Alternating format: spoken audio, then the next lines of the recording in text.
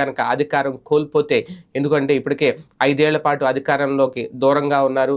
చాలా అతి తక్కువ స్థానాలతో ప్రతిపక్ష పాత్ర పోషిస్తున్నారు 5 ఏళ్లుగా తెలుగుదేశం పార్టీ. ఇప్పుడు జనసేన, బీజేపీతో కలిసి ఎన్నికల బరిలోకి దిగుతున్న నేపథ్యంలో ఇది ఒక చివరి అస్త్రం అనాలి, చివరి ప్రయత్నం అనాలి. ఇప్పుడు కూడా గెలవకపోతే ఇక టీడీపీ పరిస్థితి, భవిష్యత్తు అగమ్య గోచరమేనా? ఖచ్చితంగా ఇదే ఇప్పుడు పరిశీలకులు కూడా విశ్లేషిస్తున్న పరిస్థితి. ఎందుకంటే చంద్రబాబు నాయుడు గారు తర్వాత ఏంటి అనేది ఒకటి కీలకం. అలాగే నారా లోకేష్ గారి రాజకీయ భవిష్యత్తు అంతా కూడా ఈ ఎన్నికల మీదే ఆధారపడి ఉంది. చంద్రబాబు నాయుడు గారు బరిలోకి దిగుతున్న కుప్పం నియోజకవర్గం మీద కూడా సీరియస్ కాన్సంట్రేషన్ చేస్తోంది వైఎస్ఆర్సీపీ.